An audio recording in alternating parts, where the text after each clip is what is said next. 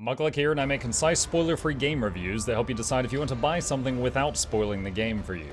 This is Warhammer 40k Rogue Trader, an isometric turn-based tactical RPG. It is available on PC, Mac, PS5, Xbox, XS, and is rated T for teen. It was developed and published by Owlcat Games, the same company that released the fantastic Pathfinder Kingdom and Wrath of the Righteous games. The goal of this review is to determine whether or not this game is worth its $50 price tag for you. The game's setting, with no spoilers beyond the tutorial. The game takes place in the Warhammer 40k universe. If you haven't played anything 40k, just know that it is the year 40,000. Mankind numbers in the trillions across countless worlds. Aliens and demons are real and mostly want you dead. And there are no good guys. You play the role of an aspiring rogue trader, someone who is allowed to bend the rules that most humans would get killed for breaking if it means bettering the Imperium of Man. A full rogue trader can go into unexplored space, trade with aliens, and with few exceptions, get away with doing whatever they want. You arrive to meet with Theodora, who is looking for someone to take up her mantle of rogue trader when she retires, and during the meetings, the ship comes under attack. After meeting some of your companions, defending the ship, and discovering a plot of betrayal, you find the previous rogue trader dead and are left to pick up the pieces of her empire.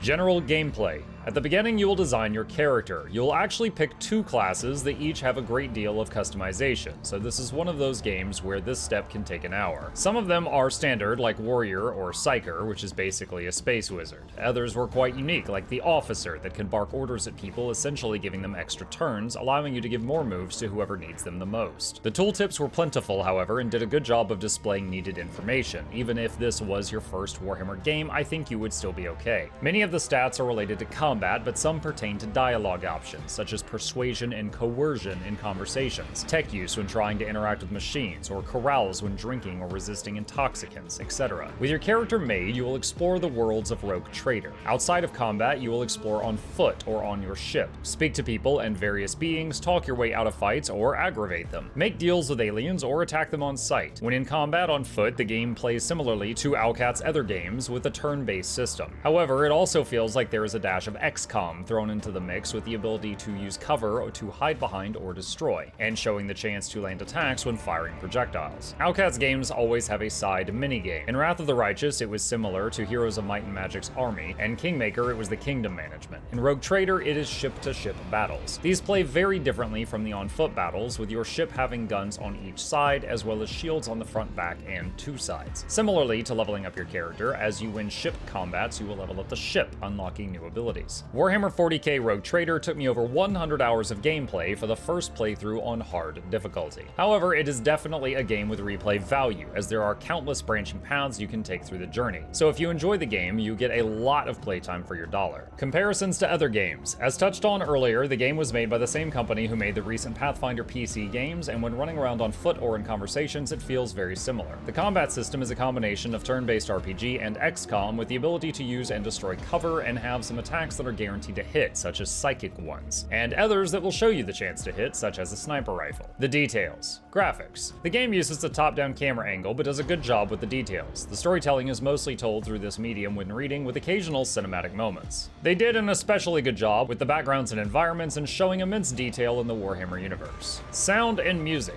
The sound design for the game was fantastic, with every one of its possibly too many abilities having sound cues. Indeed.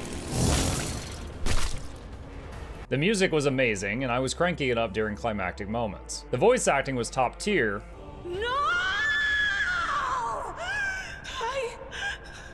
Lord Captain, I didn't hear a thing.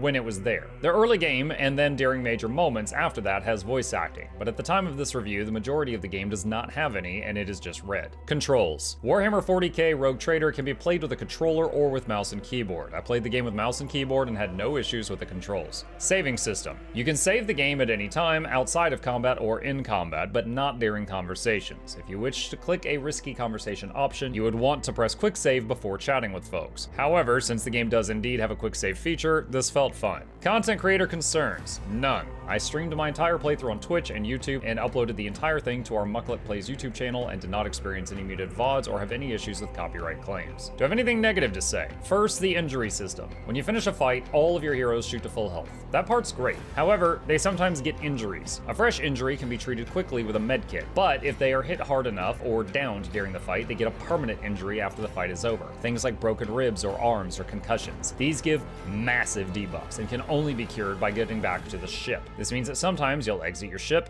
get injured, and load back onto it, and then load back off of it again, which is 2 more loading screens just to get rid of the dumb things. To be clear, healing to full health does nothing for these debuffs. It's even worse if you're in an area where getting back to your ship is inaccessible. The ship combat. Perhaps it was because I was playing the game on hard mode, but I greatly disliked the ship combat. Note, I did clear the game. I got good, but I felt like the ship combat took away from everything else. The worst example of this is one fight where I was facing 5 enemy ships and only had a couple of skills by that point in the game. I finally won the fight by flying away from them and firing torpedoes backwards towards them. They would usually shoot the torpedoes down, but occasionally one would get through. After nearly 30 minutes of this, I managed to get past that fight. You do get some various ship skills as you level that makes this a bit easier, but you do not have anywhere near as much customization of your ship as you do your character and companions, so there are only a limited number of ways to play it. Note, you can turn down the ship combat and injury settings in the UI if you wish. I did not do this, but it is an option, so that is good. Ability Bloat. Leveling up was cumbersome. After level 4, when you had to pick a talent, you would get a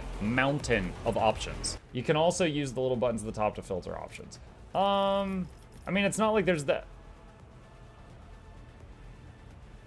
Huh.